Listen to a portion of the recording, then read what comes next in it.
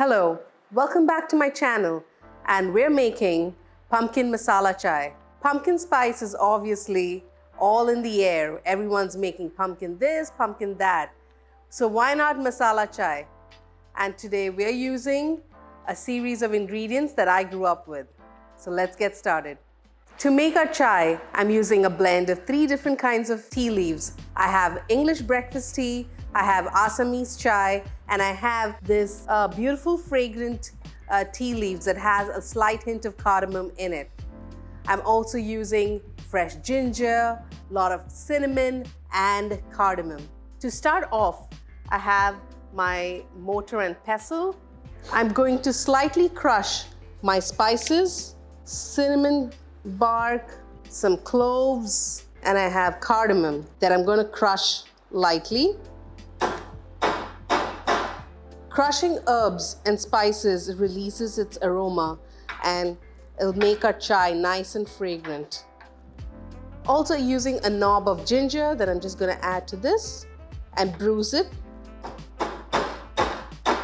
We make sure your cardamom pods have been crushed and you've bruised all the spices well. Now that we have that ready, I'm turning on my pan to medium heat. We're using a combination of cream and milk.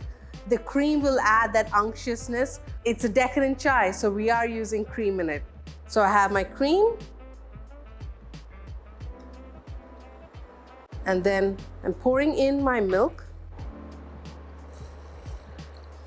We'll bring the milk and cream to a boil, and then we can add our tea leaves and spices. Chai is an integral part of Indian breakfast. First thing that we sip is usually one delicious cup of tea. Our chai usually has a touch of ginger, a little bit of cardamom. Sometimes we even like to have it plain, but it's always Assamese or Darjeeling black tea.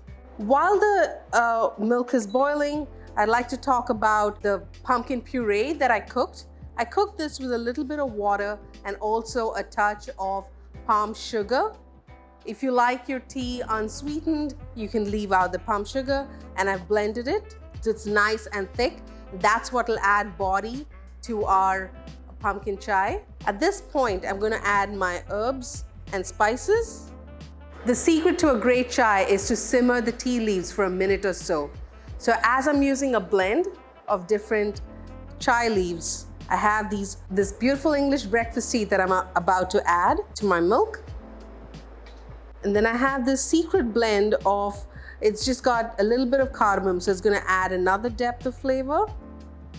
And now I'm adding my third chai, which is the Assamese tea. Using 3 different kinds of tea leaves gives me a lot more depth and flavor.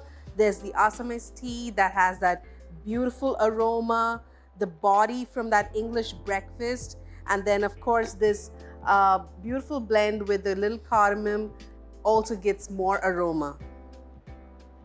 Of course, if you have just one kind, if you want to mix a little bit of green tea, very importantly, you do want to use those herbs and spices. You want the ginger, you want that robust flavor of cardamom and cinnamon.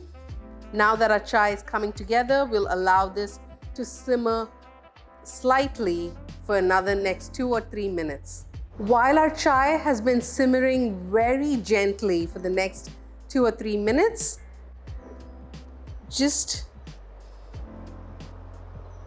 oh, it smells decadent, divine, absolutely. We don't want it to simmer too much or it might get too acrid or bitter. Now for the finale, we're adding our pumpkin puree that I blended. Give it a whisk, make sure it's smooth and has no lumps. I'm also adding palm sugar. Of course, you can use brown sugar or you can skip it all together. I like my chai super sweet. And once that's been whisked in, it's time to strain in our tea.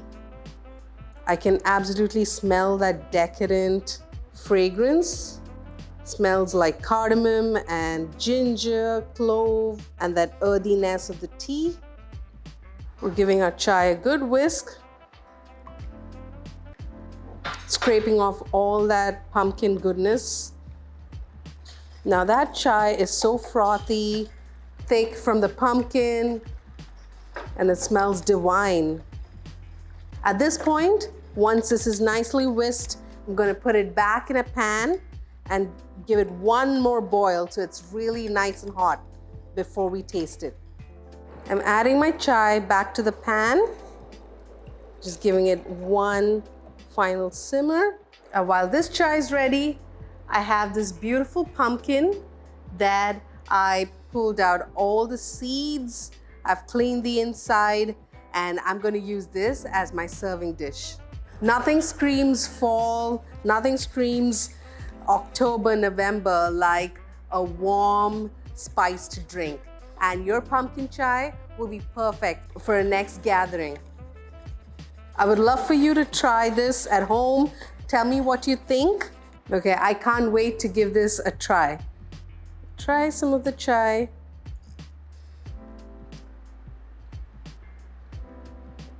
Oh my God, this is so good. I can just taste that pumpkin. It's made this chai so much more richer and decadent. It feels like I'm having hot chocolate, but it's just chai flavor. It's so tasty. And all those spices, because they've been bruised lightly, it doesn't taste like, it doesn't punch you in your face. It's got this very mellow taste of ginger and cardamom. Do give this a try, and I hope you enjoy it with your family and friends.